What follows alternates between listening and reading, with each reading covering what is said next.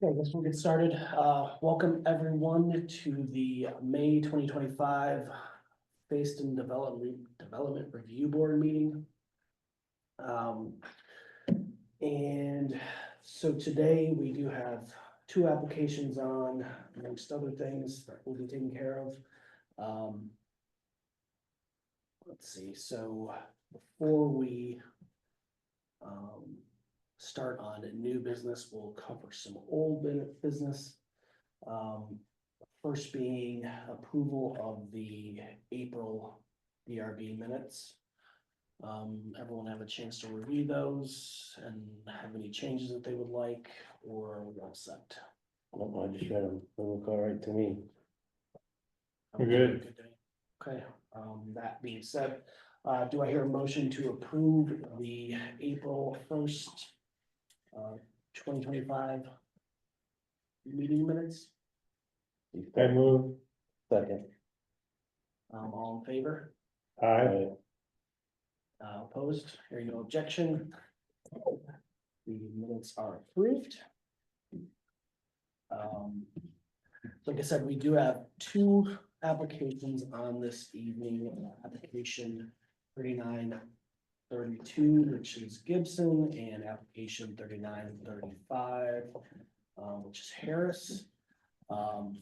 Do we have any interested parties present that would like to identify themselves and be on the record as an interested party? To be an interested party, you don't have to be, just have to be an adjoiner. You can be someone with a particularized interest in the property or the proposed development.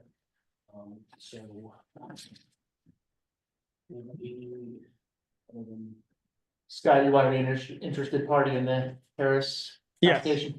Please, thank you.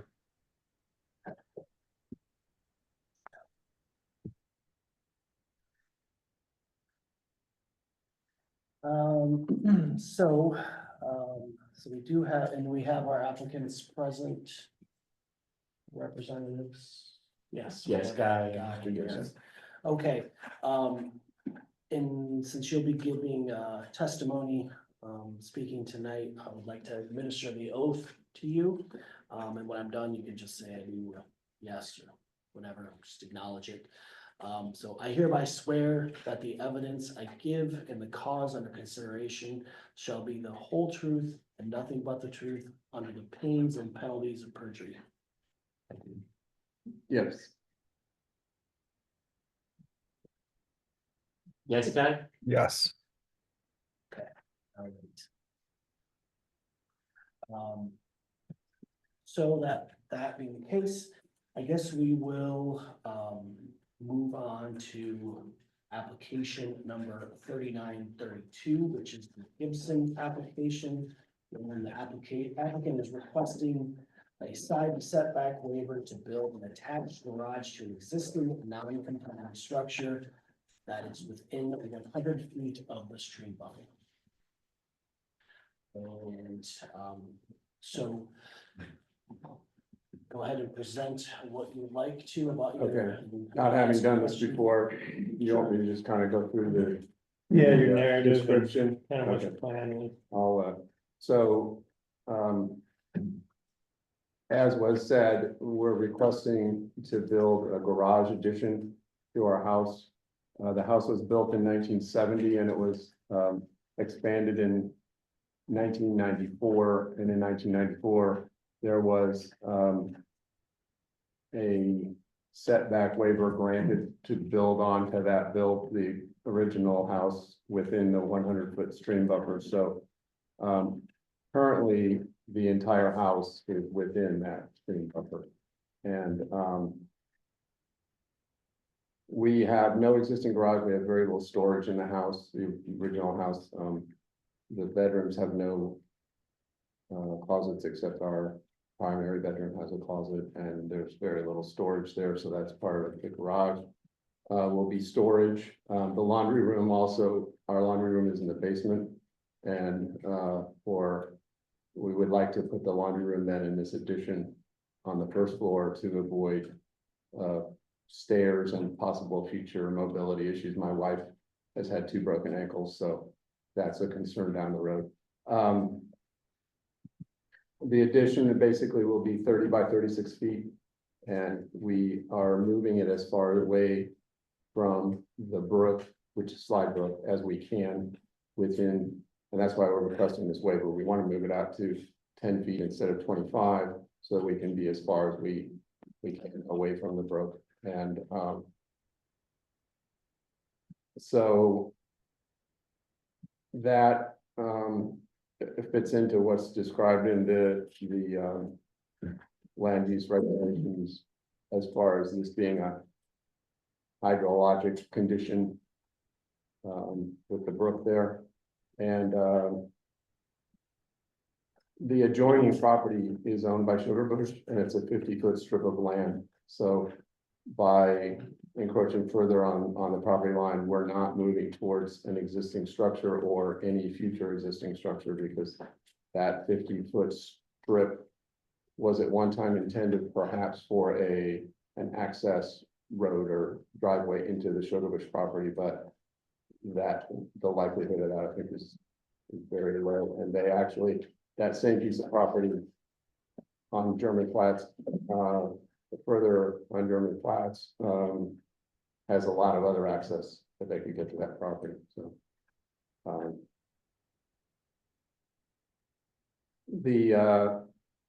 I think that's basically the description. Most of the addition will be outside the 100-foot buffer. So that's why we're placing it there. Can I answer other questions? Yes, but before of course, I got ahead of myself as usual.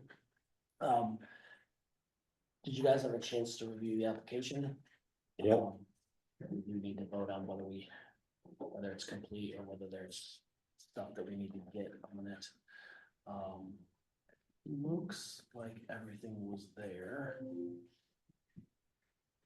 Didn't see the review standards addressed, but maybe I missed them.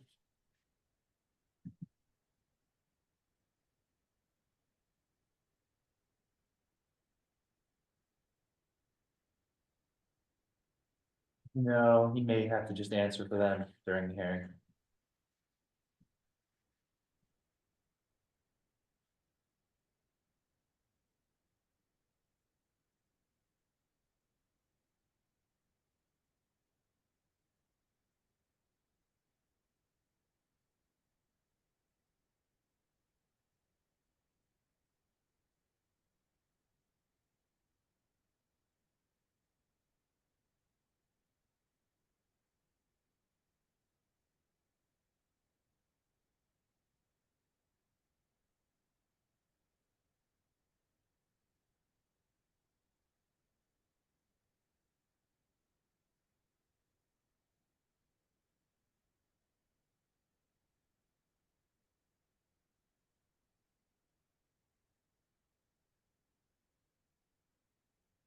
In their application requirements.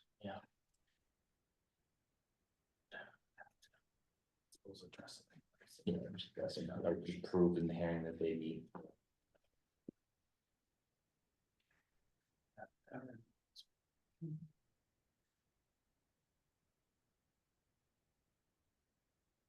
That's the only thing I saw. I think everything else is there.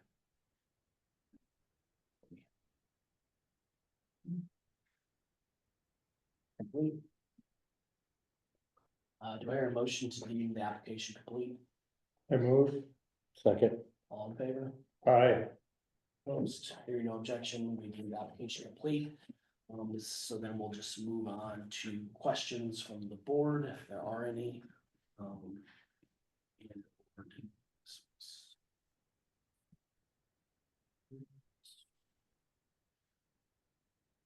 Mark, I have one question with that, and I'm looking at your drawings. And I'm looking at the last. See here. The last one, we have a zoomed in picture of the site plan. Right. So you don't show really a driveway coming into the garage, and I guess the one concern I have is if you take 18 feet of car and stick it out of the garage, the tail end of the car, which would be the driveway, is pretty much tucked up on the property line within the 10-foot property line boundary. Driveways can't be within 10 feet of an adjacent side property line. So I wonder how, and then it doesn't show where turnarounds and things like that, all that stuff's considered driveways. How is that gonna work? Well, I think the we only have one vehicle, and so I think our intention is to park the car in the area away from the property line, so we can pull it in there. Then the rest of the garage there would be storing different items, outdoor items, etc. And then the driveway, then the way it's drawn on there existing we would have a driveway toward that front corner of So the left corner of the left corner. So we would expand the driveway that way, Yeah, and the driveway, so we're not looking to expand the driveway further. mhm.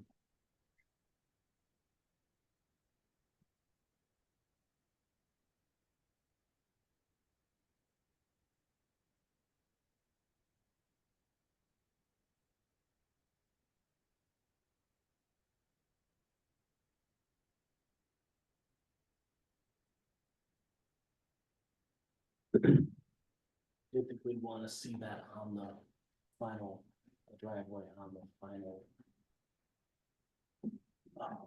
Because.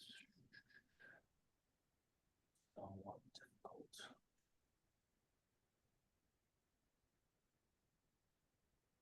And could you shift things left at all?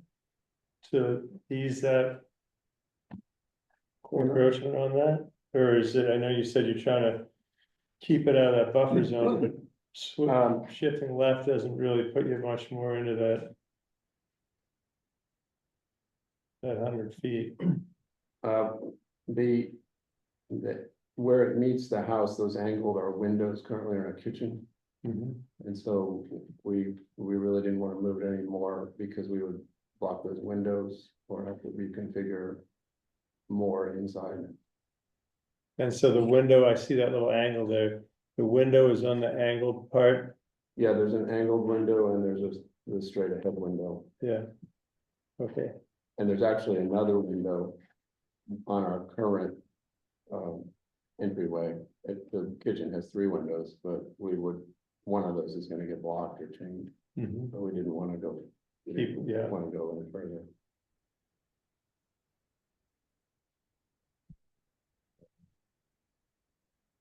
So, yeah, so as far as the driveway, I think the driveway would go into, the corners of the garage, but, If there was any turnaround, it would have to go. yeah, Upon, the turnaround wouldn't be allowed to infringe yeah, to the. yeah, so there's an area on the left of the garage there too, that it's open. Mhm. And we actually talked about, that the driveway would be over that direction and we could have a pull in there from that direction. Between that power pole in the corner of the proposed building. Right. I don't know, that's probably 25 feet or something. Mhm.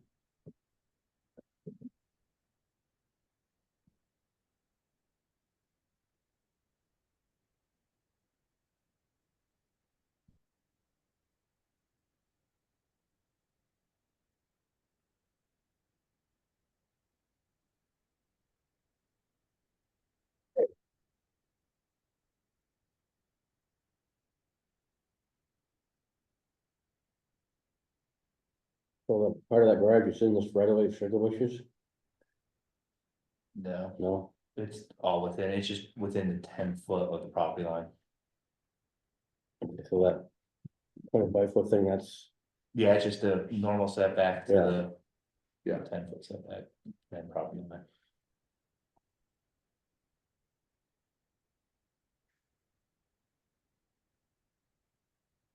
Did you guys, were you the ones in 94 or whatever that did the, you buy it then and do? No, Okay, no. that was before you. right, Mhm. we've owned it since 23. Okay.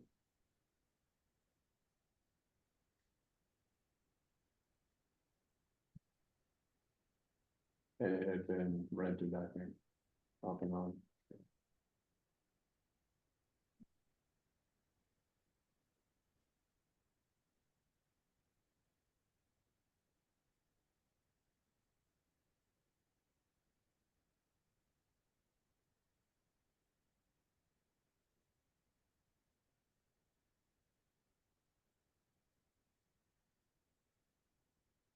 where's the leach field?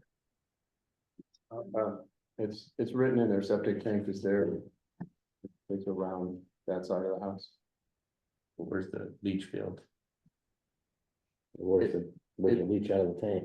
It goes, where the tanks are there near the house, and then the leach field is beyond that. Towards the stream, Uh, or towards where your turnaround might be? no, it's towards towards the brook, or towards the pond, kind of angle between the two. So it isn't shown on any of these maps? No, Yeah. we don't have a map, we don't know of a map of the septic system.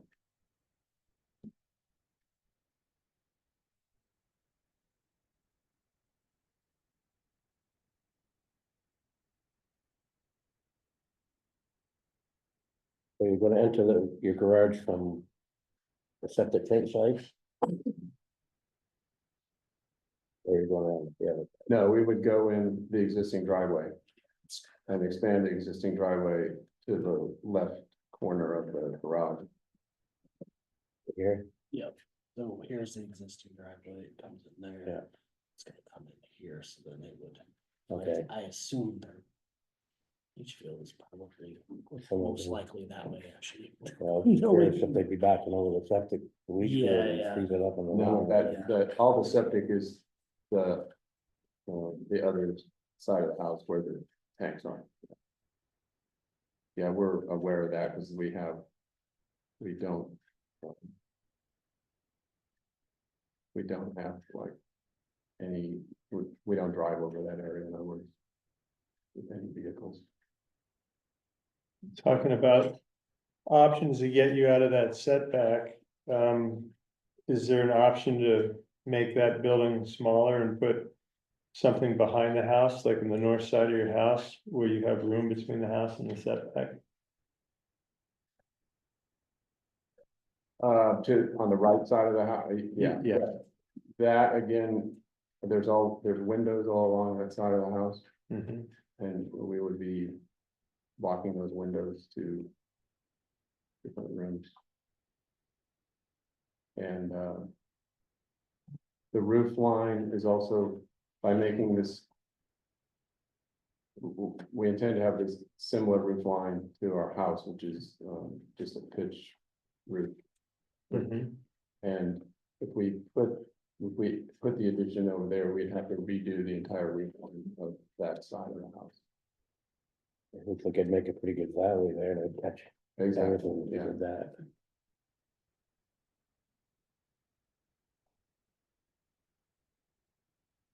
And I'm not quite sure, yeah, how that would work, because the upstairs bedroom windows go out that direction, Mhm. Upstairs bathroom. You talking about putting the addition on the north side of the house? Or some kind of, if they need storage or something there, so that the garage can be smaller. That So would, it can, that would also putting the entire addition inside the stream buffer. no, to the right side of the house. Between between here and here. That's the stream buffer line. Oh, yeah, okay. But it's not on the side of the house towards the stream, yeah. Yeah, the stream curves behind the house,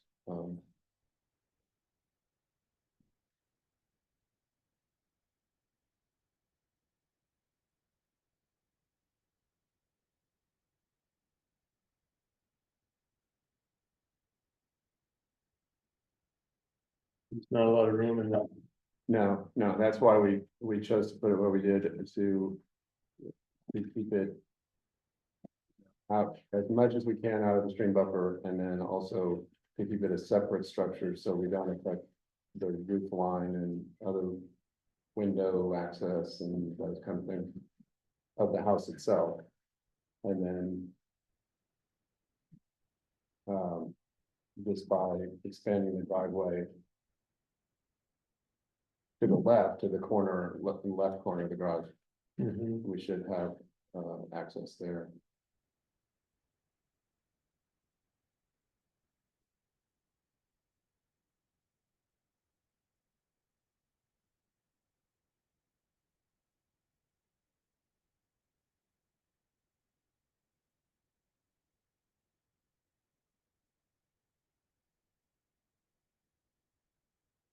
Did you look into that 94 setback waiver?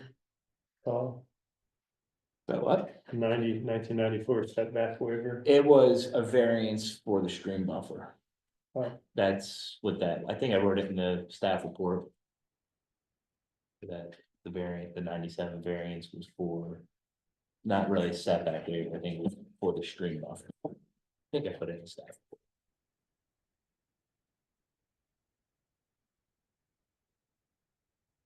But that's what it was for. Mhm.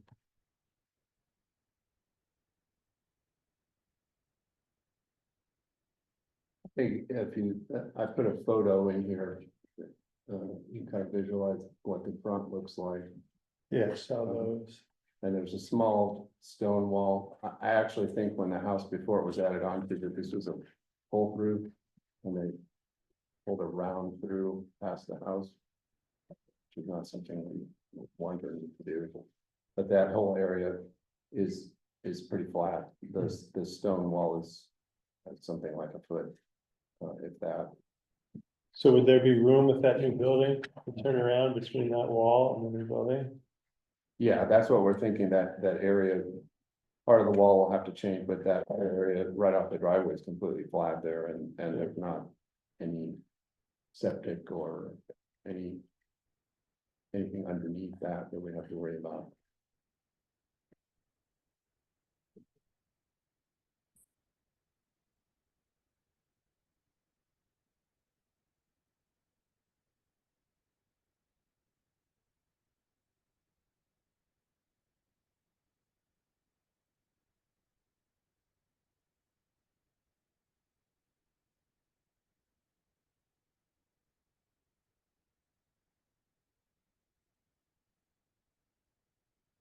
That's what I would believe.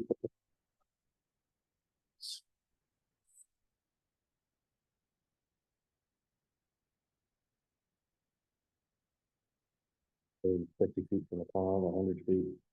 I don't know, 100 feet from the stream. Also, I think it move.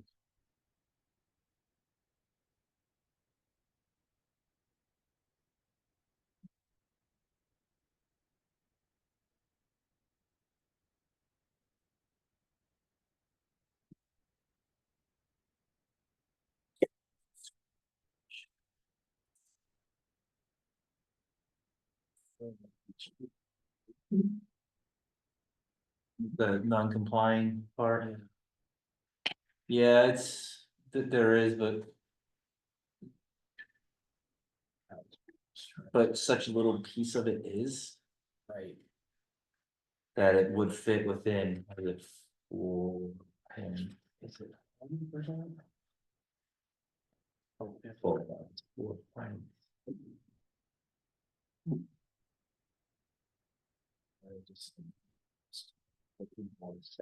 Enough.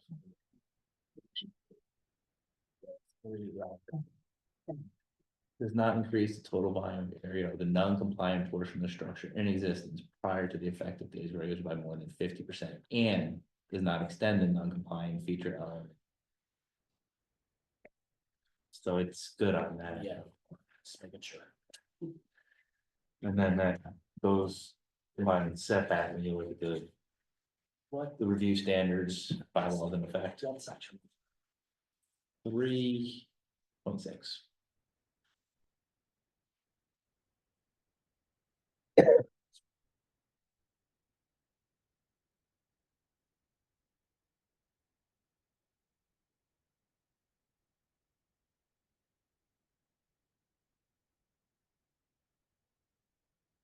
Is it a non-compliant structure if it had a variance granted to it?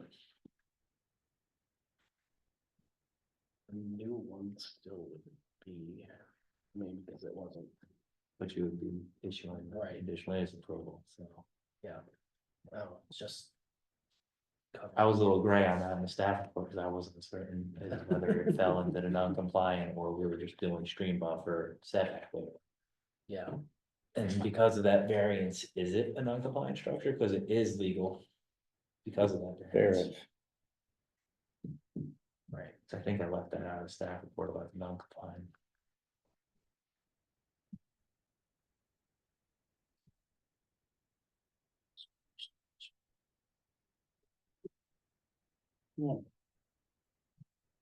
similar problems.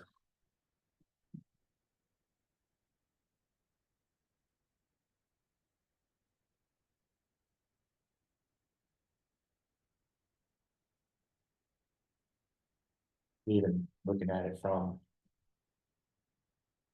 Falls into that category also.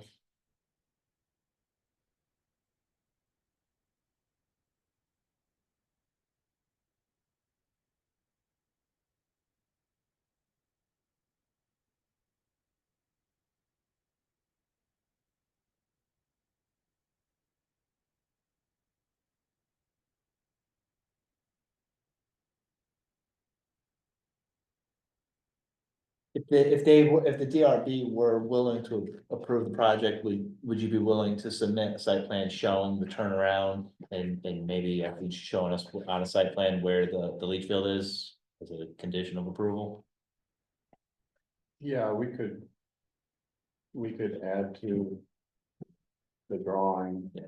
The driveway is, I mean, I'm. Wasn't aware there was, is there any? Building permit required for a driveway, as long as it's more than 10 feet from the property line? It's just part of the conditional use approval. It's not for the zone. It's for the conditional use. Okay, okay. Sure, if that helps, we can have that added. I mean, that's something we're contemplating anyways. Adding to the left there in that area there that's currently unused, there's no tree, there are no trees, it's a flat area. I think one of The condition of approval would be that you wouldn't be able to cross into that 10-foot. Setback Right, also for the right. driveway. yeah, aware of that, and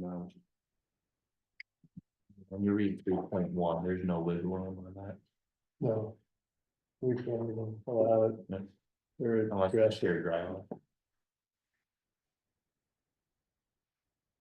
Do we go over review standards?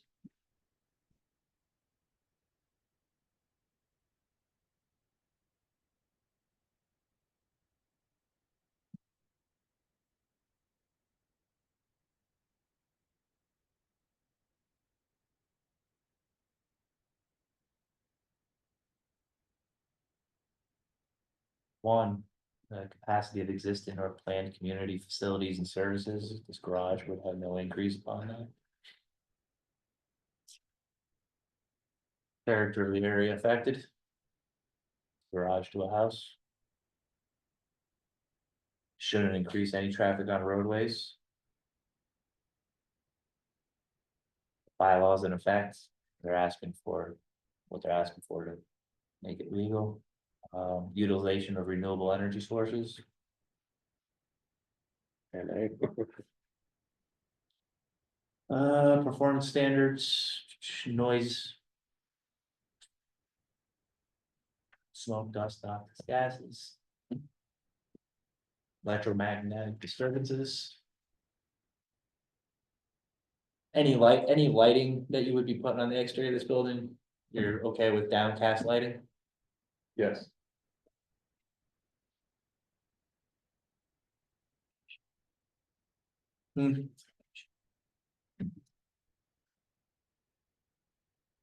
Barn.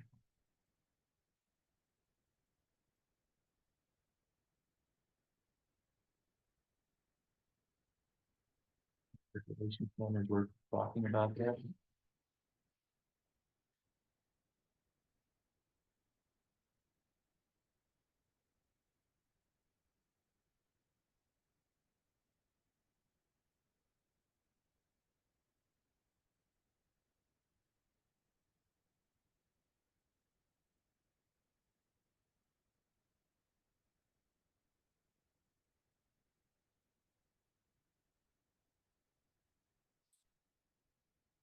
Also, I have no more questions.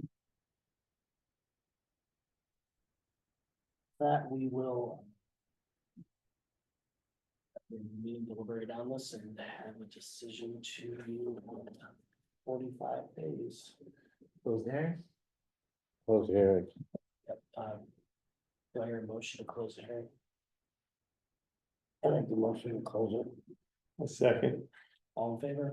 aye, No objection being heard. So they're gonna, after all this open part of the meeting, they're gonna go into deliberation. They'll have 45 days to issue a notice of decision. I think I went over all this with you. Yeah.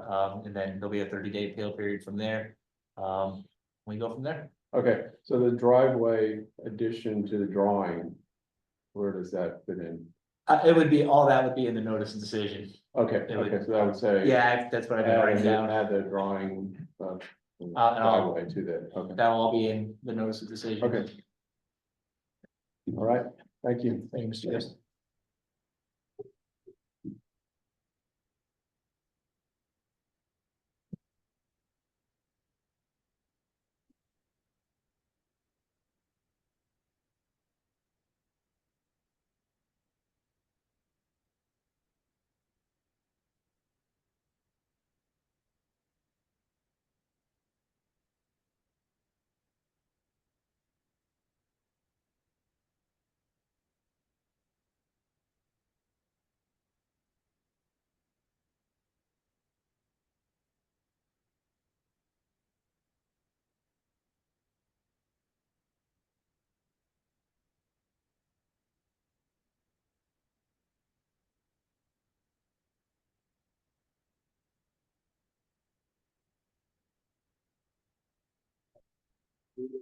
On to application 3935, Paris.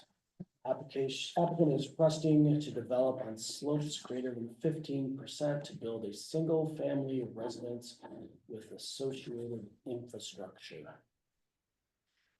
Did everyone on the board have a chance to review the application to determine whether or not it's complete? Look complete to me.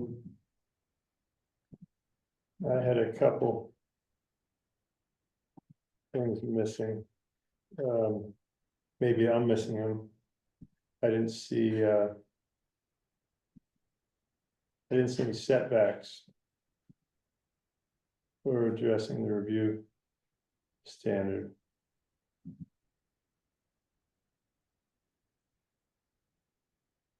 On the drawings. Yeah.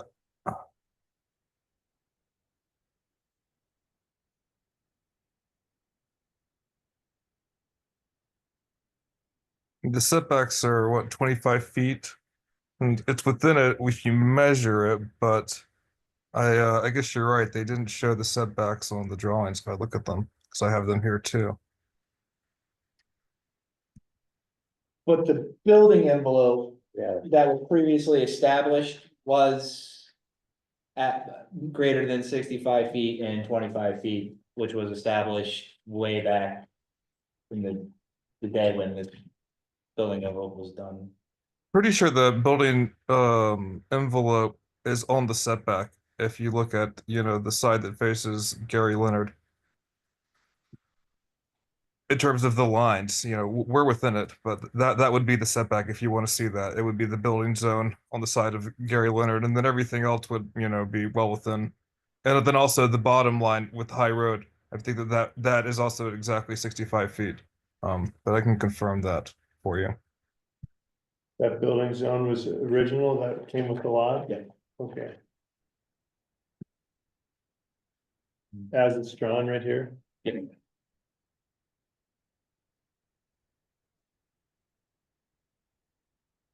And the water wastewater permit was initially like an old EC number too, so.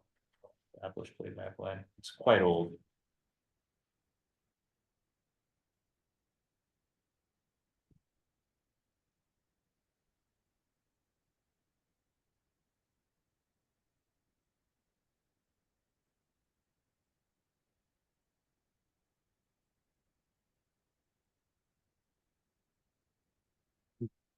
The sites of narrative in here somewhere, I didn't see a narrative.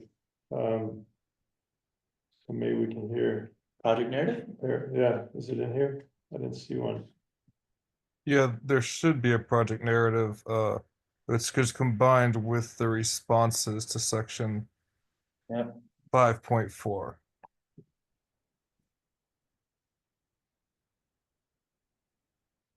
I got him. What is it, it's in with with the application? Got him. Did you guys like for me to describe it a little bit? Yeah, go ahead. All right, so I would have shared it, but I don't think I have permission to share, but I sent a request. This is our project is called the Sugar Bush Mirror House. And it's gonna be a short-term rental of a modular luxury structure that has mirror faces on 3 sides and then kind of a wood facing on the front. It's 423 square feet, 36 by 12 feet, and then we'll have a front porch on it that's about 150 square feet. It's a 1 bedroom structure that'll be built on helical piers towards I guess that's the north side of the lot. And that's to minimize our disruption to natural slopes and the slopes that are greater than 15%. Basically, the whole build zone is within slopes greater than, or most of it. Like it would be almost impossible to drop something without touching, if you look at the slope analysis site. So we decided to kind of make an area that would be fairly flattened out, and then stick this at the edge of it on these helical piers to maximize kind of the usable structure for our small yard. As you can see, turnaround parking, a little bit of shed. And so with the driveway location, as you can see, was kind of chosen for the same reasons to minimize our grading in areas that are, more sloped, basically. That's kind of the whole intent here. We have a pre-existing septic field. It was installed before we bought the lot. Didn't even know about it when we bought it. And the Grenier, who originally did the plan for this when Sugarbush split it off, Summit Adventure split it off back in 2005. They came back and marked the location of the septic field and the existing sewer line, and then we'll be running the line to meet that, and then installing our own septic tank and such as shown in the pictures. Scott, I wish that I could show you some of these pictures, but I guess I could always just email you later and you can have a look at the project narrative here. And that's more or less the narrative for what we're going to do. I can get into responses to the review standards, or if we're not at that part of it yet, I can wait.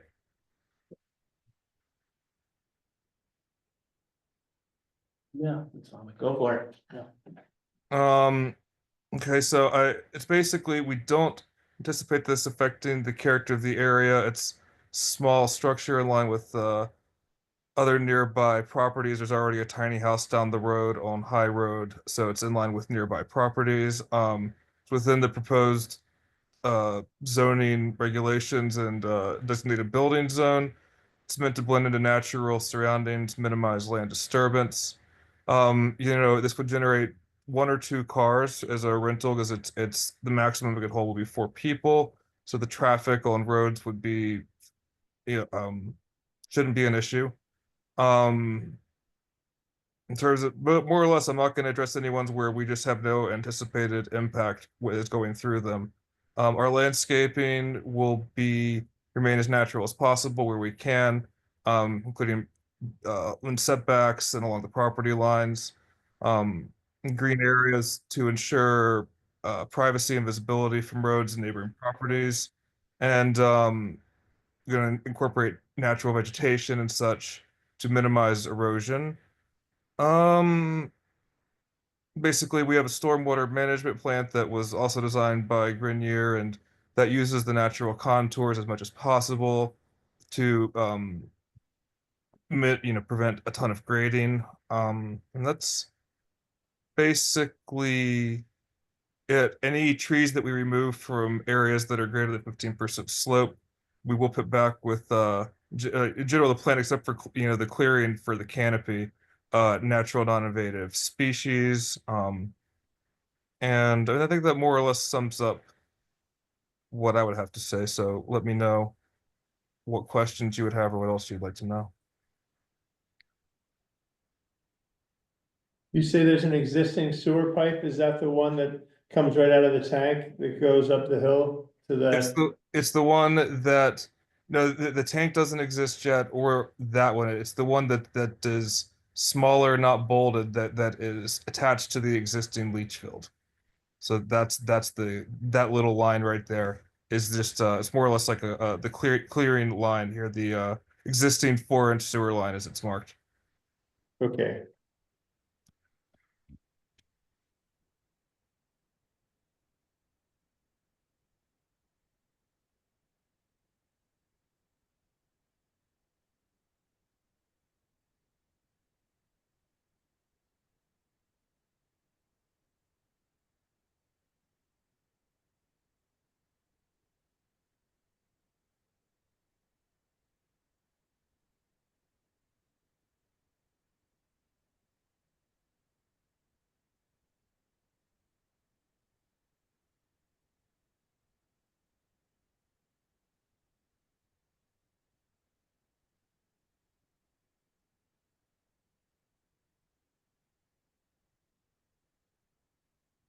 Where's the power coming from?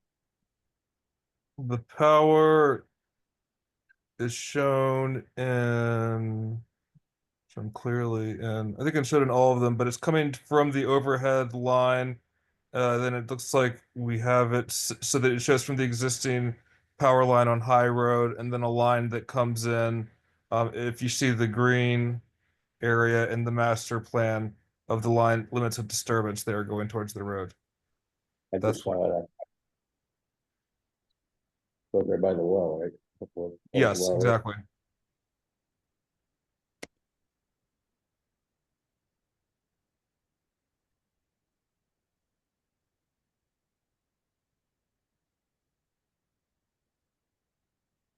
We've got a lot of what you're proposing to clear is on slopes greater than 25%, which. I mean, I don't know that we can permit. Clearing on over 25%. Well, the majority of the on the plan, regs. Like where you're putting the sewer out there, does that have to be cleared to put that line in there? And then you have a bunch of clearing right next to the road on slopes that exceed 25%.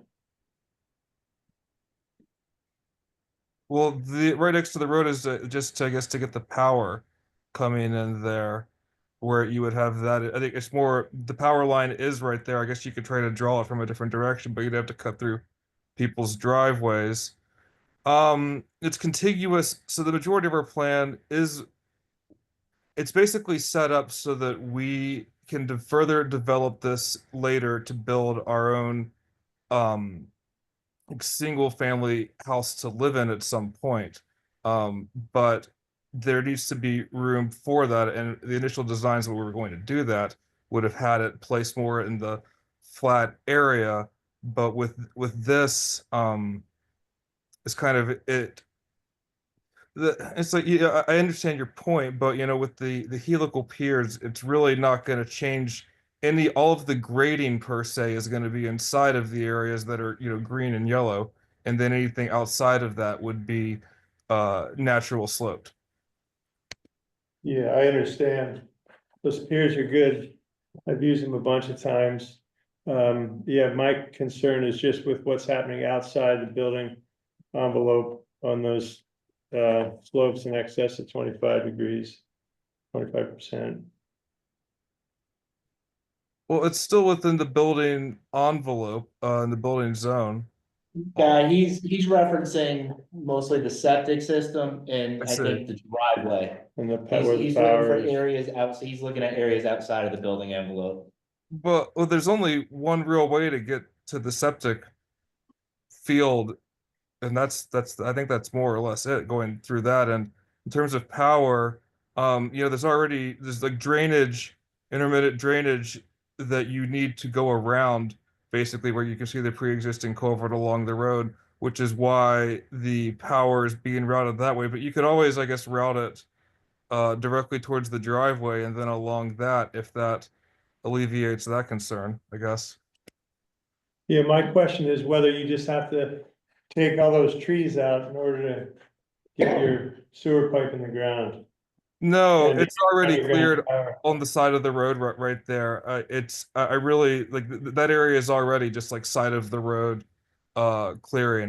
We wouldn't take out any trees along the side of the road to do that. You're talking about the electrical area, right? Yes, the electrical end. I mean, for the sewer, that's Pretty much all cut out already. yeah, it really is. If you were to go look at it, whoever owned the property before us, I think tried to get this going, and then just I don't know what, and sold it. And so that's kind of trying to work with what we have here and just what the lot is. And this would have been the more or less this was the existing intent and developable zone when they created this. None of that was altered. So um All that was done by a previous homeowner, not you? yes. Yeah, the existing leach field and the existing sewer line was done by the previous owner, undisclosed when it was sold and bought, by the way. Now, that sewer line there, you've got, where it goes through there, is that a leach field or is that the line going to nowhere? You know, at the end of the line where the sewer goes. This is all. Be open this up. Well, so it connects to the existing leach field and then goes towards the road and then just dead ends. Existing forest, trees right here.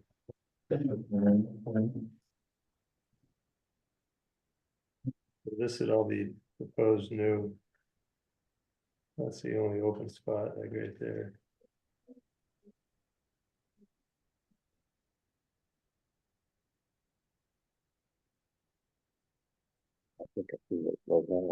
So you're tying into this existing 4-inch sewer line? Yes. That was pre-existing, exactly. Will I go down further? Existing leach field, all right. 77.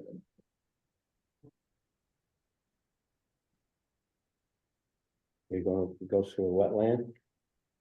Class 2 wetland. Yeah, Class 3. Number three. that pipe's already under that wet area. What's that wet area like? Um, Just a seed?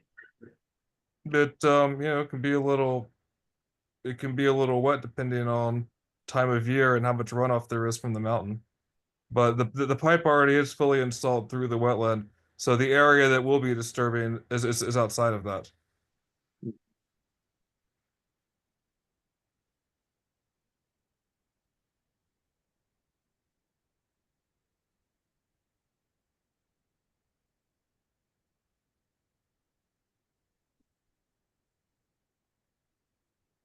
So your leach field's already in, it, correct? Yes.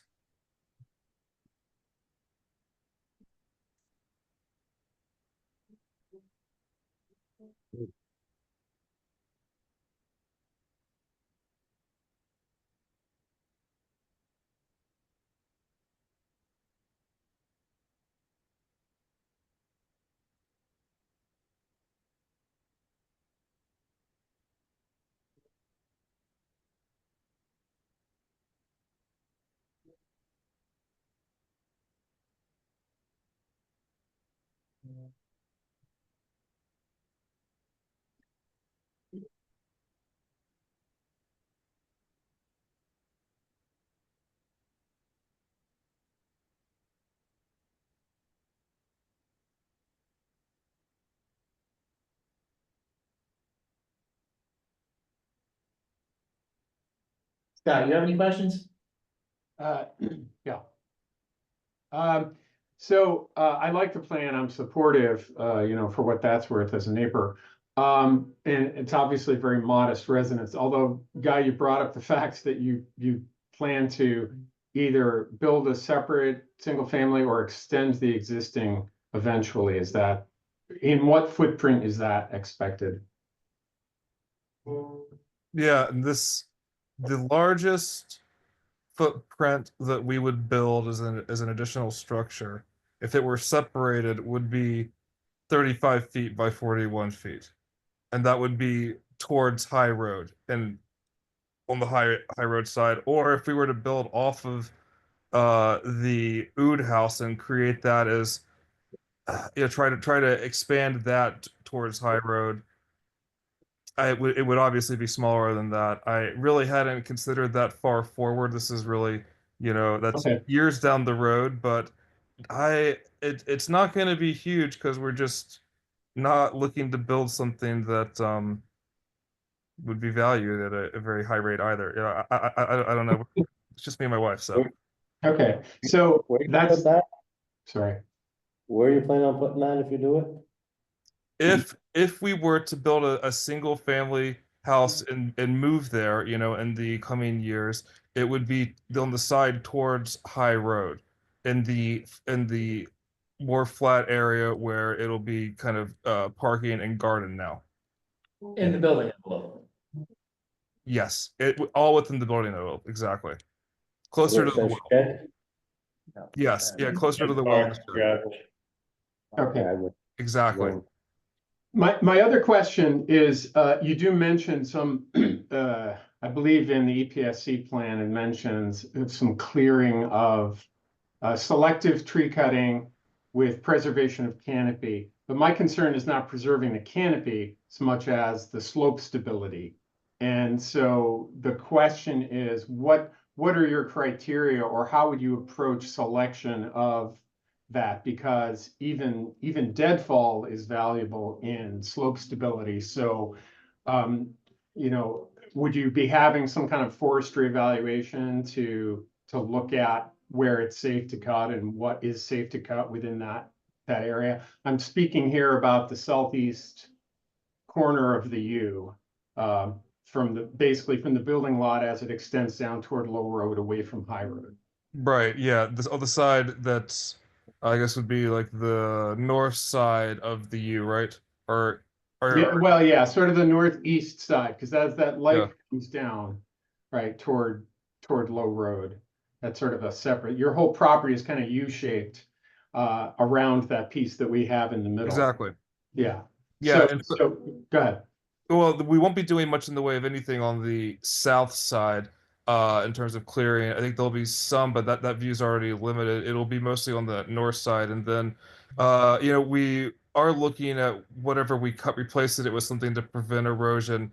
Because you make a very good point there, but I think probably a forestry evaluation before we did any cutting, at least a good arborist would be in order, to make sure we're not. It's I don't really like the way that the Leonard's property looks. That's directly beside us in terms of the way it was cut. Yeah, I agree. I want to with you on avoid a that. situation like that. Yeah. We're of the same mind about that. Thank you. Yes. Exactly.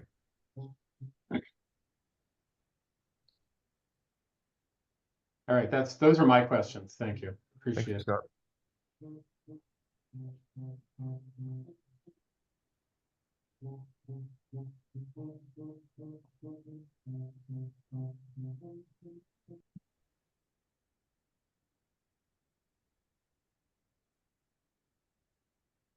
With that, gentlemen, I have to jump because I have a 7 o'clock. So Thank you. for your indulgence. Yeah.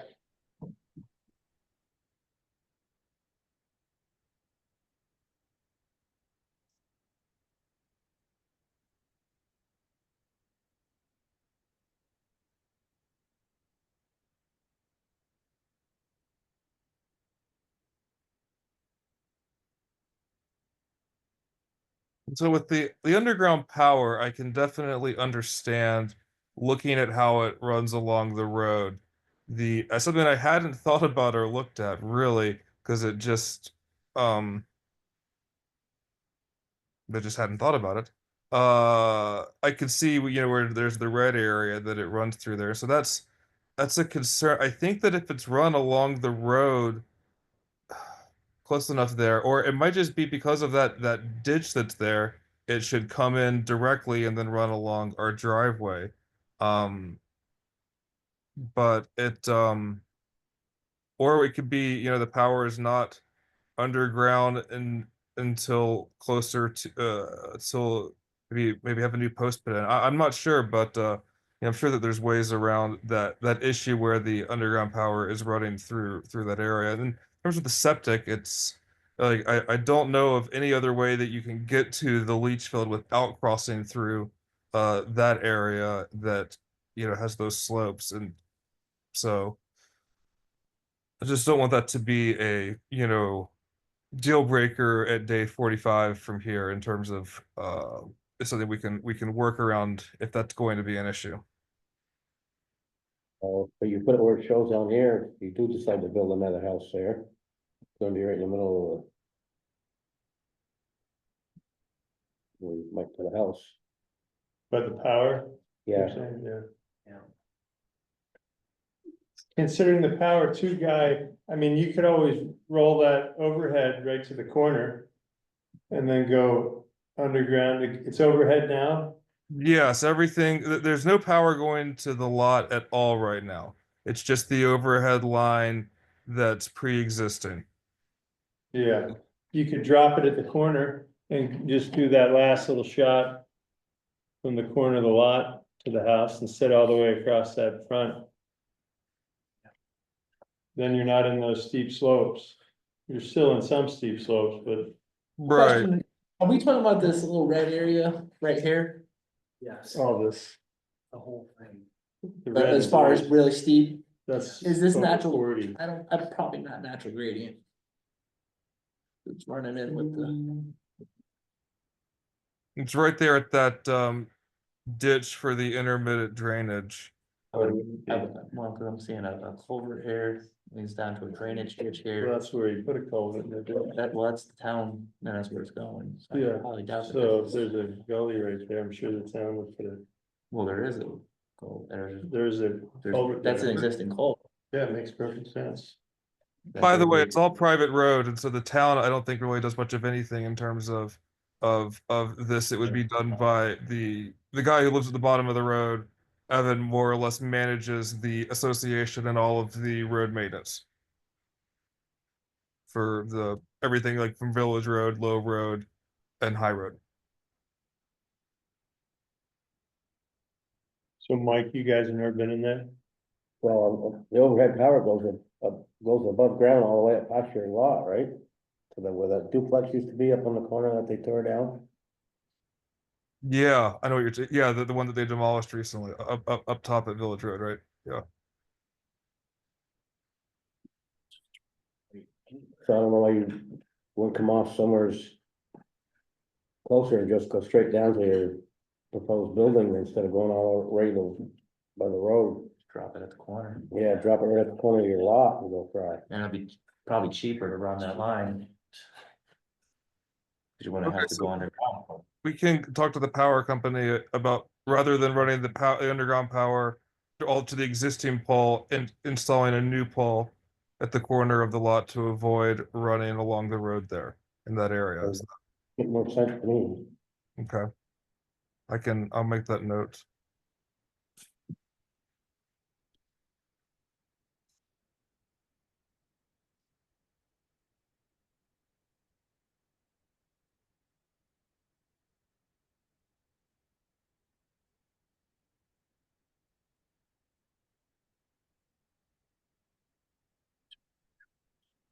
Is any of that driveway roughed in now, or is it just just Yes, all- that is the way that it was. If you go out there and look at it, you can really tell that that's how it was intended initially in terms of like it more or less has a driveway entrance that was graded, and then there's it just it's following the contours really as best as possible for how to minimize disturbance to the overall area while, you know, not having to go through something super steep.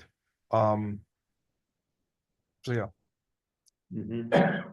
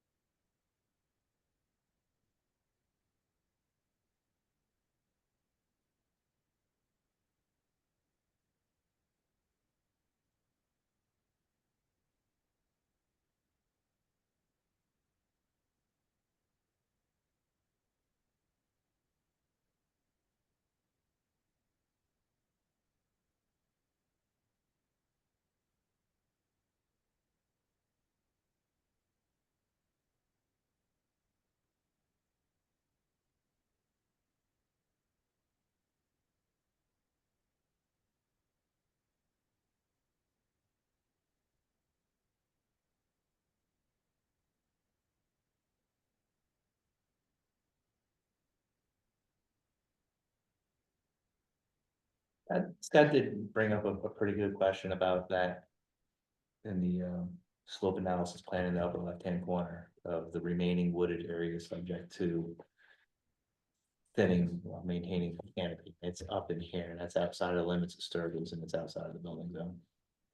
That's how it was initially worded in the site when we purchased the land and, you know, the recorded documents and stuff. That's more or less exactly how it was when it was initially done and recorded. And I can see it's basically that you're going to need to pick a few trees to create kind of an opening for a view. And I think that that's not disallowed, is right? Otherwise, whatever Leonard did behind us was very wrong.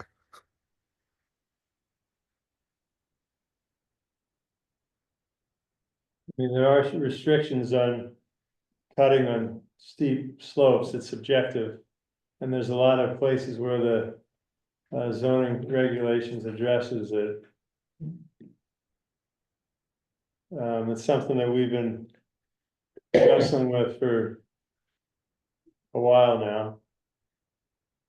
So what you have here is you have an application, that shows your whole lot, and you're showing.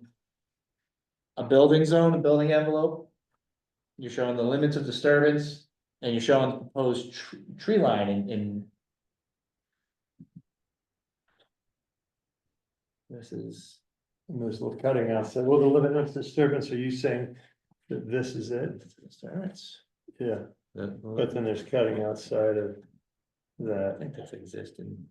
No, this is existing, the white one. I guess they mean like limits of disturbance to potential any potential grade disturbance at all. Maybe that's what they mean by limits of disturbance. And then outside of that, I guess they didn't really draw any sort of boundary. But I mean, I think that it would need to be. I mean, I can't really. Building envelope. Oh, I guess some sort of plan for what to do there. We hadn't really considered it. Just figured a couple of trees would be removed at the discretion of an arborist. But you know, you guys tell me exactly what would need to be done. is Scott's house right below you in that inside that U? Is that where his house is? No, that's unbuildable land. Scott's house is outside of it would be there's the U and then just outside of the U basically would be kind of north of where the compass is. Or not north or on the page, just directly up. Without leaves on the trees, can you see his house from where your proposed site is? Just the grade. I mean, if you're looking like hard, yeah, and like you know, kind of craning, yeah, I guess you could see a little bit because he's got a barn and all of that over there too. That's fairly large, um, and so you can see a little bit of it, but it most. I mean, none of that like the direct line sight to Scott's place won't even be touched at all because that's in his land. for like everything within the U. And we can't come Why do within you want 40 that area? yeah, we can't come within anywhere of the setback anywhere in terms of clearing. So it wouldn't be towards his property, or towards anyone's property that's built really. It would be just towards the, um, you know, end of the lot there, where it says for the remaining wooded area. Um, Why are you planning on cutting in there? For a view? It's all, pretty much all beach in there for the bears. And they lose their leaves in the winter if you want them looking for a view. They'll get one in the winter with the trees still being there. And being a steep slope. yeah, I don't think that there'll be a ton of clearing. And so it's. I really can't put a finger on exactly because we haven't had a professional come out and assess the actual tree clearing or cutting in terms of having what would be the plan for that. Um but it really would be very minimal, whatever tree cutting we would intend to do.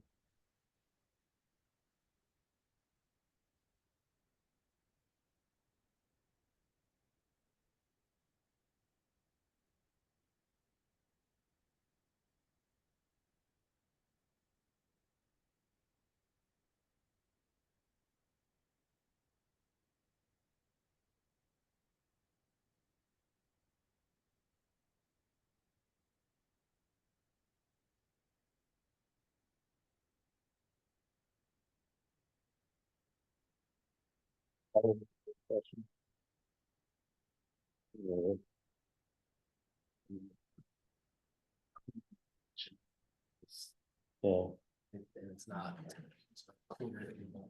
Right. It's just like last month's. Yeah. We don't really have any direction.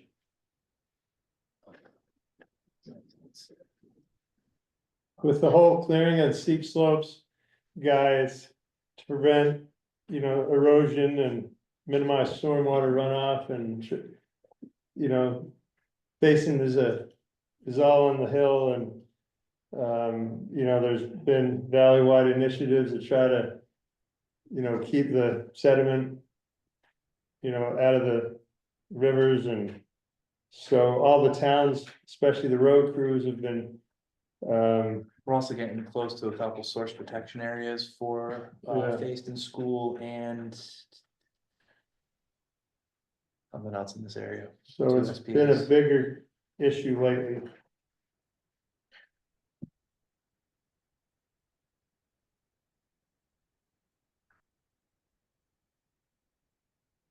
If no one else has more questions, let's first of all, deem Zermatt agree site plan is complete. The application is complete. Do I hear a motion to deem the application complete? they do. The second, All in favor? Hearing none opposed, hearing no opposition, application is deemed complete. If we have no more questions, I guess we will close the hearing on this. There a motion to close the hearing? move to close the hearing. Second. All in favor? Aye. No opposition, so, Oh. hearing is closed. Again, we will, go into deliberation, once we have everything up tonight and, have a decision out to you, within 45 days. That will outline any things that, we may be looking for, that we've spoken about tonight. If you have any questions, let us know now, but Jason, if you have any questions, then reach out to Jason as well. I will do that if I have any questions. Okay, thanks guys, appreciate your time. See you guys.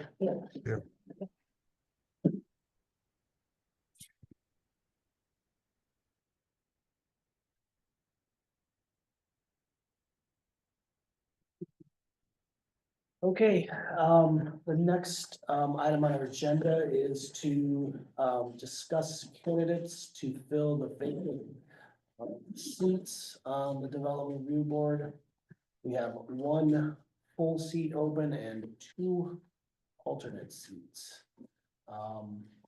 We have two individuals, Don Simonetti and Eve Silverman, who are, won't be attending tonight, but we know them. So I might have interviewed them. Yeah, so we've, so moving on from that, we have,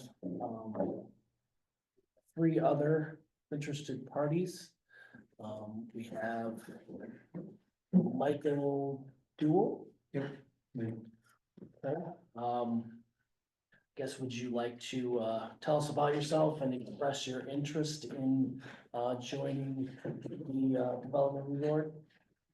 Okay, and how much time do you want me to condense that?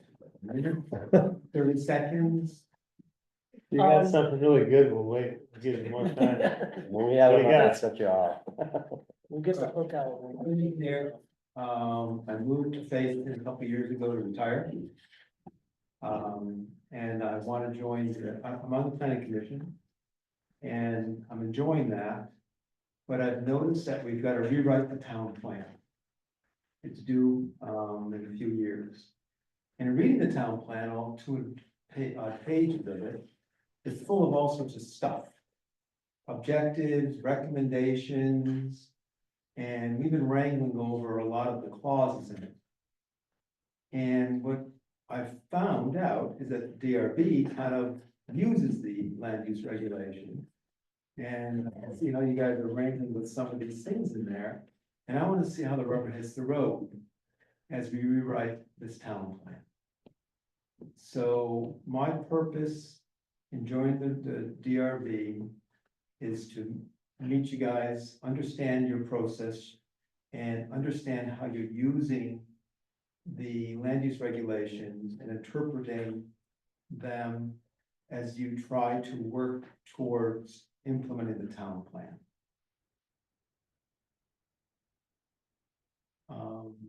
Hands-on kind of guy.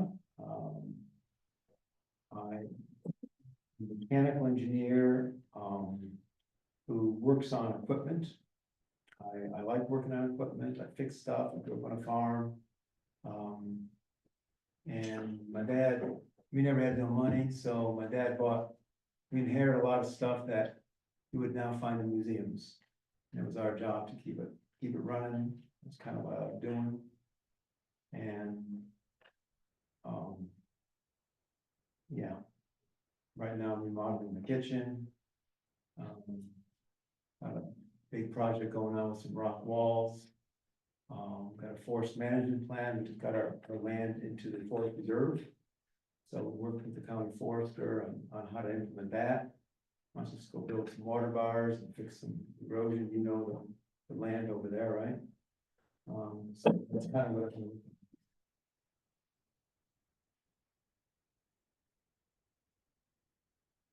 You're interested in the full spot only, not the alternate? Well, after our conversation today, Jason and I chatted a little today, he gave me a little heads up. I'd be okay with being an alternate as long as it was a active alternate and that I would be considered a full alternate when somebody's not here. What I don't have bandwidth for is to sit and attend, but not really contribute.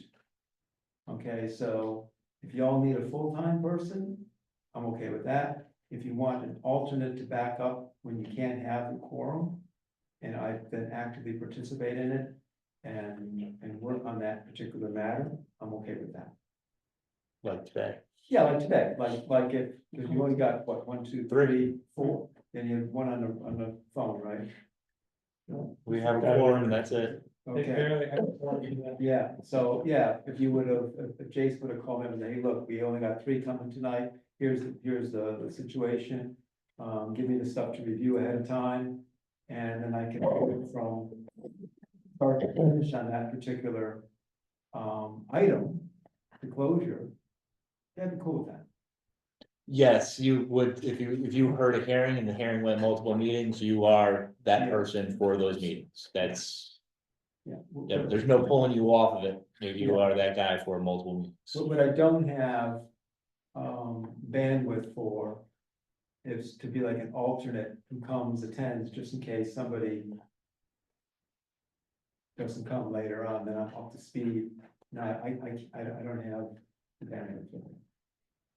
Now it's all And now I do send, when we do have alternates and the 15-day notice and all that, I do send the materials to the Yeah. alternates also, just in case. Yeah, and okay, that's okay with me. And if you need me to on, we read get all it, recorded too, right? These meetings, Mhm. we can always go back, we have to see what's going on. yeah, I mean, Jason knows I'm a very particular kind of guy when it gets into details, so I like to understand the details.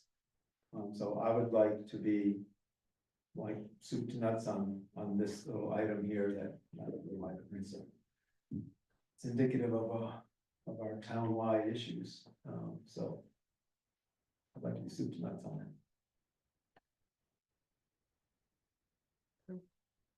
If you were chosen, would you stay with the planning commission and the DRB? Of course. Or, and I- if you had to choose one, would you prefer one or the other? I had to There's, choose and there's one. no rule right now that says that you can't do both. So you put me in a rack and you drop it, liquid Well, don't drops on me and ask me to make a Yes. decision? Well, one of the reasons I'm asking the question is it has occurred since I've been here. Where the DRB and myself, we have to use land use regulations, that's, Yeah, we can't make a rule up, it has to Of stay. course. And sometimes there's a situation where. Clarifications needed from the planning commission as to what the intent of the rule is, and we did that with the natural subdivision recently. We also did that with the contiguous lands, we got clarification of what the intent of the rule was supposed to be or how it was supposed to be written, and that's just the reason why I'm. But there is no rule, the former member that was on here was on PC and the DRB. so there'd be value being on both, I think so. you know, so you could kind of interpret. Take back to the planning commission with the issues we're chewing on. Or you can interpret it as you wanted to see it. Right. I'm not saying you could, but that could happen. Yeah. I would prefer to do both. Yeah. I mean, I'd be up for the planning commission. I'm happy- And this question was specifically unique to you because you're the only one serving or would serve on both. Pardon? You would be the only one serving on both, so it's a unique question. Oh, How many people are on the planning commission currently? oh, Yes, do we have an alternate? I don't think we're allowed to have one. Yeah. We thought we did, but I don't think we're allowed to have one Yeah, there's because we don't do any quasi judicial stuff. So it's you guys, Freddie, and Andrew, Paul, myself, Michael. Freddie. mhm, I'm the chair, Andrew's the vice chair, Paul's the lawyer specialist, Freddie's the local mhm, historian, mhm. Michael's the detail. Sounds like you guys got a lot of bases covered. Oh, yeah, we try. Chewing a lot of things. Then we've also got liaisons to Central Vermont Planning Group. I'm on the Matter of the Path.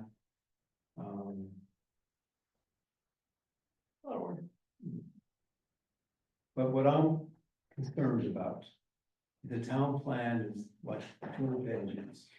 And all sorts of stuff in it, and I don't know. A load of, there's hundreds of recommendations in it. And I don't know who's implementing them, who's stewarding them, who's thinking about them, I just don't know. And I'm new to the town, I want to understand what's going on, because as we write this plan, I'd rather not write 200 pages of stuff that nobody uses. I'm trying to make sure it's practicable and something that we need. And like, right now, this whole conversation around slope development and, All we got in town is slopes. pardon? All the good land's gone, all we got now is shit. But not much. Yeah, So we do need more clarity within the zoning regulations about that and, you know, all we can work with is what It's the zoning regs from, the town plan and Yeah. all those ideas and stuff like that. But I think we're at a critical time that our town does need to focus on a, direction and maybe start implementing some of those ideas and, Yeah. Yeah. I read that town plan and it talks about like, we call it nature and the importance of keeping large tracts intact for the wildlife and everything like that. And then Sam Robinson came a couple weeks ago and showed us the parcelization that's occurred. It's amazing. it is amazing. And yet the town plan is all full of, we're gonna keep our bucolic nature, we're gonna preserve large tracts for wildlife.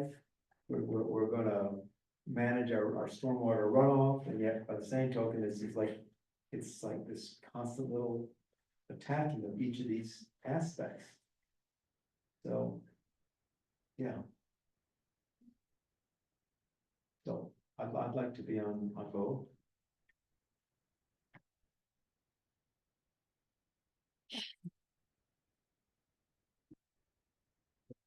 Thank you.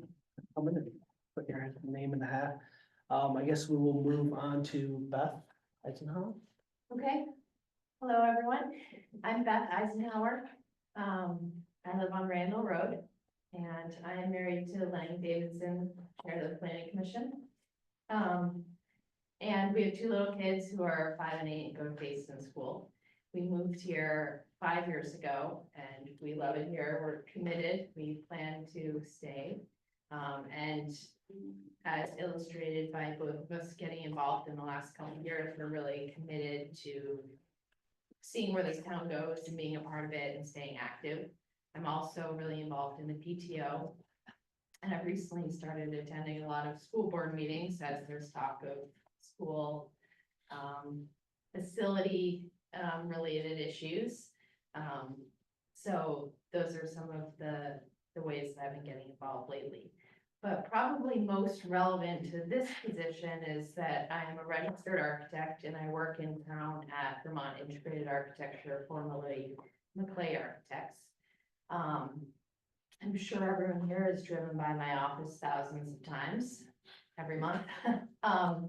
So what that brings to this role is just total fluency in talking about building sites, reading plans, understanding how people's applications are written, being able to understand the nuances of the site from what I see on the page, knowing the questions to ask. Because this is just something we talk about on a daily basis at work, what the code regulations are, what the zoning regulations are. And if we need to apply for a variance for any of my projects at work, we discuss the implications and what might apply to our current situation. So this is just very easy language for me. And it's also really interesting, and I'll admit I haven't read the 700 page document, but I've witnessed it being read, and we talk about it a lot. At home, we're constantly, discussing what the rules are, and it's nice to be able to talk about that together. So I really feel like I could bring a lot to this position, being a professional in the industry and a committed community member. So here I am, ready to jump right in. Thank you. What do you see as some of your biggest concerns in this town relative to zoning issues and town planning and? I see that as I'm learning more about the town plan, there is definitely a push-pull between, the desire to have the rural nature and the pristine environment with the balance of the demand for housing and development throughout the state. And so I think that's a huge challenge that I think all of the groups in town will be facing. And like everyone's been talking about, the steep sites that are throughout the whole town, I mean, that's a huge issue. One thing that my office and my professional work, we pride ourselves on is, focusing on sustainable design. That is the key mission of my firm, and that's why I work there. The citing of projects and their impact on the environment is the most important thing. It's why I do what I do. I see, the climate and the environment as the most important thing I can be doing in my daily work. And so I think that element in our small town, you know, we can make a huge difference. This is where we can have an impact. I can't control all of the development in the whole country, but I can, you know, give my input and be a good listener and good interpreter in our community, so.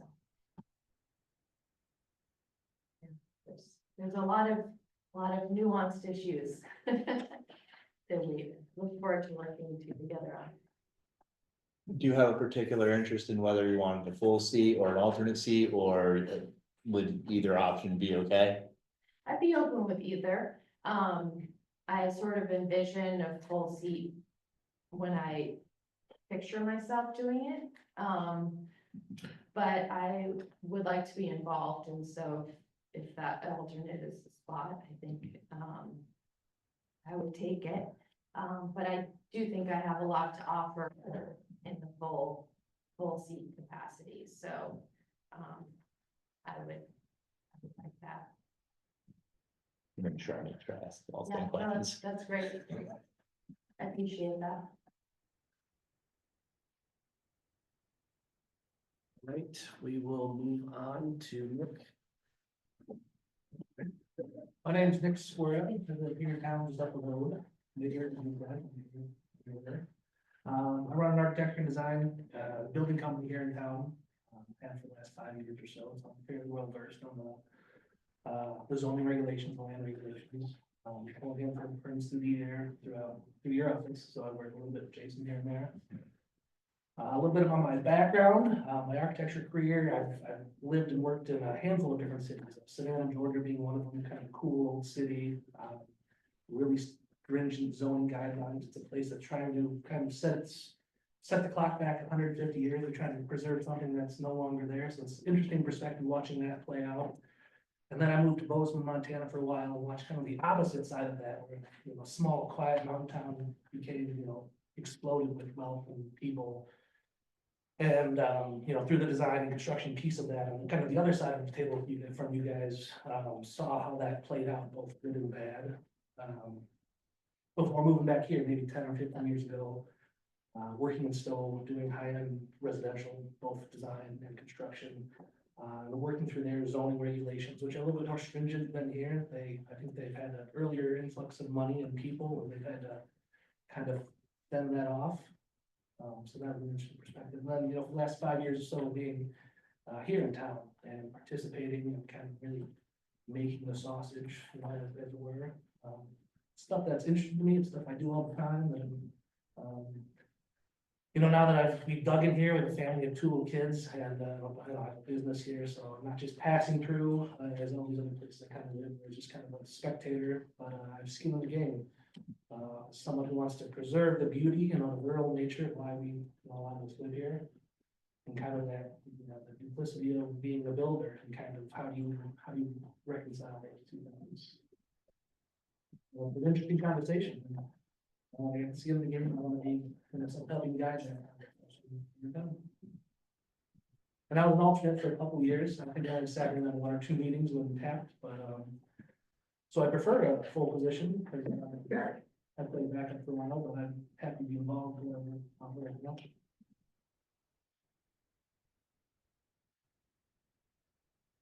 What do you see as big issues similar to what we've been talking? I mean, just a little disconnect maybe between. You know, the one thing I see of all these town places I've lived is anytime anyone moves there and kind of gets and sees the wonder of the place, they want to be the last person there. So once they got their toehold in, it's kind of like this. How do we keep it the same so it never changes?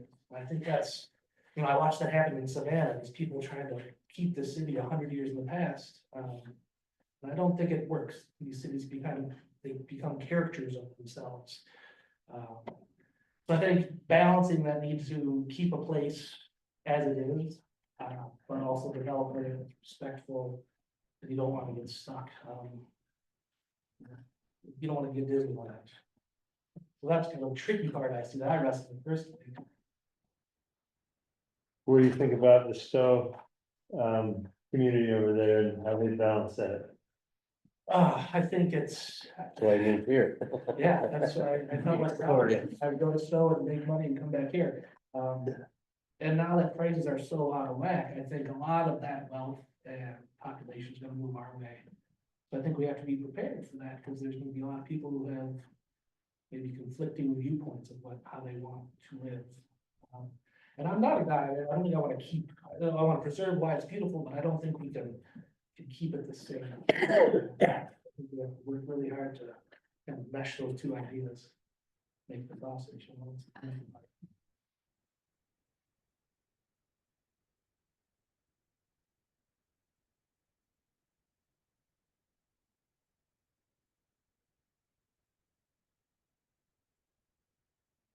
Were you guys planning on being here for a while now? Is this new home? Everybody, or- Yeah. I'm all in now. Well, we'll keep our taxes down. Yeah. I've been crystal clear, I filled in my pine box. They can use my tractor to dig a hole. all right, inside the that's a hill. commitment right there. You better get your permit. And my better half. No, I mean burial permit. Her body on the hill. Not know yours. Huh? That's beyond you. It's a conditional use, isn't it? Cemetery. So I don't think we really have much say on that. I looked into that for two different Yeah, cases. states Where like- people can bury people? Mhm. Yeah.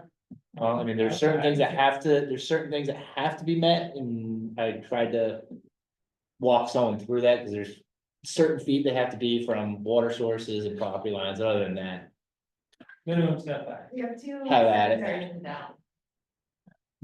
No depth That should requirements, hold us. no depth requirements. that's non-zoning. Seriously. State reg. I lived my 14th move as an adult. And in all those things, I got the opportunity to live in a lot of different areas, a lot of different countries. And I got to choose where I wanted to live. This is the first time I chose where I wanted to live. Everybody else, I was sent. I Mhm. was I was told, go show XYZ on next Monday. That's where my paycheck's coming from. But this is where I chose to live. Mhm. And, yeah, I got daughters. I live in Burlington now. I'm not moving to Burlington, but here's where I want to live.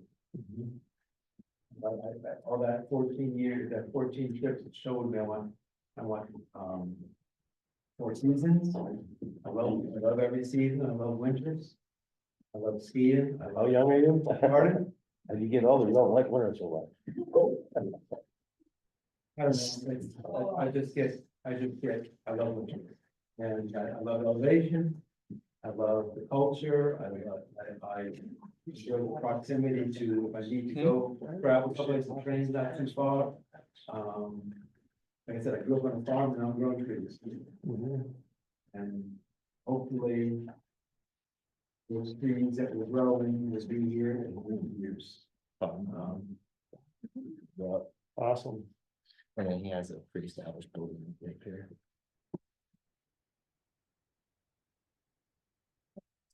That's the thing. It's he's trying to.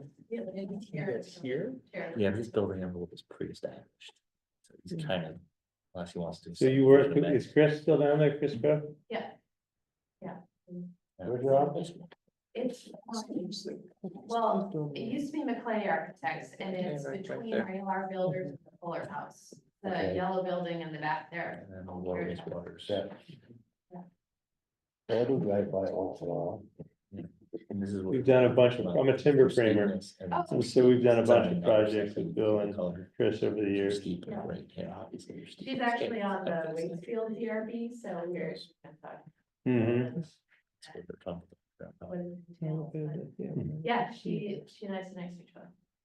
Very. But, Yeah. yeah, this building, Yeah. when So it that's was one of the initially things subdivided. he- What, he I didn't read the valley subdivision map, report, but what's going whatever on with subdivision those from the it bottom, was, he would center have face to to build hill, it. Oh, by Mike's place? by Farms?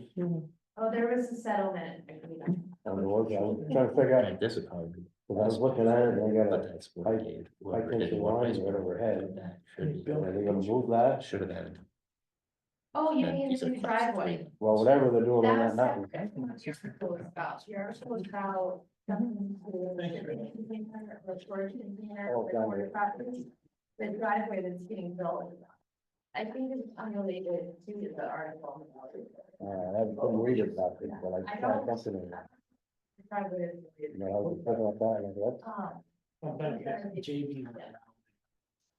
huh? Yeah, so why, what, I mean, we're on the Yeah, record, so I don't get it, but like, what happened? This guy just. I said, I don't know, can they do that shit? Of course, Marino's doing it. Which spot? Huh? Which spot? Where are we talking? When you just come off 100 and go up center facing. And as soon as you turn, you go up maybe 100 feet Oh, on yeah. the left, that big mountain there, it's about 110% grade. Mhm. They've cut a lot of material. Yeah, it's It's all really. good gravel, it looks like. Yeah. It's gonna be a 3 lot subdivision, right? I don't know I what don't it is. know. I see 4 dots on E911. But when was that, when did that subdivision permit go through? I don't know. Years ago? That was a couple years ago. It was all related to the sale of the White House. Well, that isn't, Yeah. basin Yeah. lines, another. Good 2 bit up miles the road, yeah. Mile up. Yeah, it's a good bit up the road up the hill. You gonna say something? You were, Well, just saying about the timber frame, Irisville has that plan, the development plan for the whole valley. And they've been showing examples at their charrettes of what they could build. And my point is, why build Williston here? Why don't we build more buildings that are in the character of the valley? For example, the timber frame at Boston, just a spectacular building. And that would be help to make the valley look different and special, as opposed to taking Williston and relocating Williston. yeah, I've been pushing that with the folks at those meetings. I just think that timber framing is just. yeah, it might be cost prohibitive to do whole structures of that, but certainly facades, you could make it look Yeah. more valley-ish and yeah, more welcoming. Yeah. But what else you have in timber frame, that's just. All of it. Mhm. Wait till we have to establish a design review district. Iris for Irisville? Waitsfield, though, they have to establish a design review district in order to make people build something. Like that in a standard formula, like we want this, this, and this, like there's a certain town down. In South Vermont, they have design review districts where basically every building in town has to be white with black shutters. They don't have a Sounds like design Dorset. district already. I don't think they do. They're working on getting some ideas, okay? Yeah. To try to do it, they're showing that it's possible. Yeah, I was looking at that today myself, I was the 4 different options for the new downtown and, Yeah. yeah, I was looking at that today myself. But I think the structures. I mean, we have to ask ourselves, why did we move here? What do we like? And, yeah, it's not that I'm the last foot in the door, I'm more like, why did I choose to move here? What do I like? Okay, and if I wanted to live in Williston, I would have, I would have stayed in Fairfax, Virginia. Okay, Sleepy Mountain Town as opposed to Alpharetta, Georgia. I don't know, I've been coming to this, I was born in 1978, my parents met at Mad River Glen back in the early 70s, and I grew up coming here, and I dragged her here, I mean, we got married at the Warren Sugar Bush Airport, wedding reception. We Mad came River. together. We came together, but we got married here in 2012, we didn't even live in the valley. It's a place I've always wanted to live, it's a magical place, but it's changed drastically in the last 20 years, I mean, most of you guys know that. And how do we keep it nice, but also provide, we keep losing businesses, it's crazy. Gotta do something. This housing crisis is crazy, and there's a lot of people who don't wanna live in the valley, they wanna work here. Well, they can't afford to. Well, yeah, I mean, a lot of them can't afford it, I mean, and that's what really comes down to, is how to develop, to make it make sense, And I think a lot of that development will happen in Waitsfield, it's based in, it's just so darn steep, and just supporting Waitsfield and doing that, so, I think that whole Irisville Waitsfield plant, yeah. which the pillar is that wastewater treatment Yeah, system. that's so important. Oh, that wastewater treatment system is huge. Key, and But the it's- best idea I've heard so far is to put in for like a commercial residential district over by the bigger picture. In like that parking lot, and then move all the businesses that are currently in like that whole Mehurons. And then totally redevelop that, make it 3 stories and put an all new commercial district there, cause that. You can't build it up, yeah, the Mehurons heritage, you can't build up any higher, they're not strong enough to build on top of it, so you have to redevelop that whole area. And that was when I realized that maybe the issue is we need to redevelop, not develop, but redevelop existing structures. to make them more Maximize. vulnerable. Big parking lot over there. What? That'll- They can't even pay the parking lot over there, they're not That's gonna the redevelop, bigger issue. they're not gonna redevelop anything. Well, I that, mean, where that parking lot is, business is, that used to be Kenyon's farm, a Yeah. big barn built almost like that. yeah, And the cow shit in the swamp, it's that deep in there. the Bisbee parking lot? Yeah, it's all. No, I'm talking about the Mehurons, this Well, one. yeah, needs to be Gary redeveloped. Hart that started that. Yeah, But 70s, but speaking that of was- things have changed in the last 20 years, I would say, yeah, that is a change. That side of there's got more gravel than Bisbee side, that's a swamp over there. Yeah. They wouldn't be able to build there today, well, they got the beavers moving in. the beavers are a problem. There's Huh? also- there's the pros and cons. Well, you can't get rid of them beavers, can they? No, I don't You think they can't can, legally, you can trap them, they don't even want you During trapping legal- them, no, during legal trapping, yeah, they don't want you to relocate them or nothing. no, they won't let us relocate them. And there's right in the middle of their ponds, that I'm reading Man, about all well, sorts for of a dollar, programs it's where that they're big relocating beavers. You were. No, fighting they're- this but fight. it's maxed State- out. state agencies up doing there, it. right? No, the state won't do it anymore, oh, I Because they didn't, I didn't fight with them too like much. Just read an saturation. article. Kinda straight up there. on, They had Vermont bed Fish and frame Wildlife. blocking And for they're- a while. they- there, they to try to registered keep and it, stuff. they kept blocking. I used to it. go around with tobacco once in a I while. know it. Oh, we've been talking to them about here, Yeah. they told us, we can Yeah. trap all those and get them out Stewart of put here. that culvert. But in it's there. it's not it's the The lower it's Vermont sides. Fish and Wildlife doing, it's not. Wash out, and the upper side. And they don't even. They're not letting they won't anyone else touch- do They won't touch most projects. Yeah. The big anymore. new culvert. This Yeah. was, it's like basically downtown stuff. No, I think Yeah, it's- it's basically. You creating think they wetlands, moved downstream, all of they got the school. big ravines on both sides, So the so they wetlands just got expand. them Now they're like- coming up to Yeah. Yeah, Oh. well, it's head that way. Yeah, Yeah, they could flood. my they're moving property. downstream now, though, I gotta walk that. you took that dam out and What brought the water No, down. it's just the, Yeah. like, Now they're that's, moving that down, stream and goes, now they're that almost turns flooding the into boardwalk. McCarty, right? That is McCarty. It's the head of the party.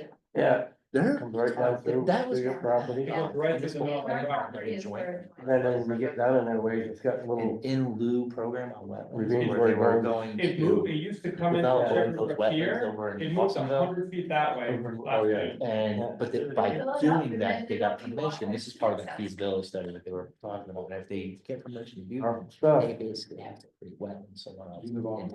Oh, really? Yeah. It's an JD kept calling it an in lieu program or There's something a- like that. that's so much But that's flat why area. we did that. Because with I this planning feel like with them, there so could- they can there do could be feasibility study, expansion see space. like It wouldn't hit a Scaleo, lot of all homes. Watsonville, that's all just- that area, and it's not in wetlands, Yeah, actually. it is, that whole thing. Yeah. But So, But they were that- given permission to develop Lower over McCarty, like I- Waitsfield or I- like it's. You gotta. Yeah, yeah, Somewhere else. which is how we just crossed the river, it floods up. Well, the thing is, the beavers are just coming from wherever they're suitable. What in there? It's nice to see them in there. Water and Right air. house, doing it, I was there done that. Yeah. What is food? What else do they need? What is food? Yeah, they've. Very been a nice. while. No, they eat bark. Yeah, right. They'll eat some, $20 house, they'll eat but some it's aquatic vegetation, but mostly they're like all winter, they're just chewing right? Branches, Not like vertical. They're That's not- where all the nutrients are in the trees and that outer I'd love to see that. conductive tissue. I used to So they'll eat it like a piece of corn, and they'll start at one end. They're omnivores, but they're mostly. No, they're just, they're You said occasionally, strictly herbivores. you said occasionally Google health. Yeah. Do you just mean? Well. You want to be plants, back on the property. Yeah. He's didn't know that. still alive. So alive. You still alive? You live in Waterbury, I heard he's driving a cab again. I mean, I got. Well, I don't know, I've never had Yeah. that. Do you have? I get, you know, I got one that I comes get up- the stories comes from up my all people apartment. all over I live town, back. you know, I I watch got it. nothing bad to One say needs about it. grass. You know, I was about to buy a house from him, not the Jason bank, gets to so go he could to- walk. Really? Yeah, 20 10 feet from pocket, it. I've never seen know. it. It's pretty, next time I get. I did record clean it. out. Oh, yeah. It's pretty wild. The Oh, forest that's awesome. messed them up a bit. Yeah. Huh, It took me We also. 7 months. So. 7 months. You guys got some work to do, I think, Basically, you guys gotta vote, go on the executive session, Yeah. well, thank you discuss guys this, for coming. vote, and then, Yeah. then we go into deliberation. Good discussion. Yeah. I got some, we work to do there. How do you feel about this 10-foot driveway to the property line thing? What's your thoughts on that? Because if you can reduce the setbacks to 10 feet, right? Then the like this commercial, you have to have 5 feet from the driveway to the property line, right? But in residential, it's 10 I always tried to get them to have it on there, for a driveway. for driveway, that Because way like you in this wouldn't have case, he's two curb abutting cuts. Sugar Bush property, right? So it's just an imaginary line in the world. That's there. It's like not like there's another house. Yeah, but what if Sugar Bush decides to sell Yeah. that lot, and that's then going to be, that was supposed to be their driveway access, the next thing you know, we've got 2 driveways right next to each other, right there. it'll No, be- I mean, I'm just saying, like, the commercial standard is 5 feet, the residential standard is 10 feet. I get that. So it is an interesting one. Yeah, I think part with residential, I mean, part of the reasons for setback is to not be encroaching on. Neighbor's property and affecting their, like, Yeah. say he did build 10 feet and then. The driveway went in next to him, every time that person drove in, there'd be, that building. Yeah. 10 feet away, so I think the nature of the setback ideas are to be respectful for, people's. Privacy and whatnot. I'm Keeping the 100%. rural character. No, I was just curious. Yeah, Cause I thought it was 5, and then I looked into it once you quoted it, and I was like, oh, it's 10. And yeah, like, I have a big piece of property, so it doesn't really matter. But when you're trying to, jam something in there and. How does Yeah. that all work? yeah, Thanks for your time. yeah, thank you guys. Yeah. Much as that is documented. Yeah, it's just, it's that document that you gotta build like this. Yeah. Yeah, I've been looking into driveways a lot recently, so. Right on. I delve into certain things. Don't come up mine, 'cause I got a Yeah. gun sitting there. What? Don't come up my driveway, 'cause I got a gun pointing down it. Oh, really? all I got is camera. That's He's not a very good shot, though, don't worry about it. I'm a very good shot. Just don't worry about. Yeah. Ready, you gotta go into executive session to discuss some planning matters. But you gotta vote to go into executive session. Alright. Are we still on the Word. video? We're done? We gotta vote to go into executive session, and I can pause it, and then we do have to come back out to actually make a vote on who to recommend to the select board. Yeah, I was gonna say, 'cause they're the ones that appoint them. Any motion to go into executive discussion to discuss employment matters? I move, A second? Third, all in favor? Aye. In opposition, motion passes through. And let me write it first, though.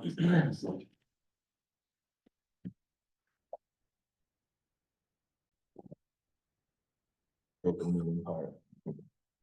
Great. Do we need to vote? Make a motion to. Okay. So, do I hear a motion to recommend Beth Eisenhower for a full position on the DRB and Eve Silverman and Nick Skirwa, as alternates positions, to the DRB? I move. second. All in favor? Aye. I'm hearing no opposition, the motion passes. And now we enter deliberation.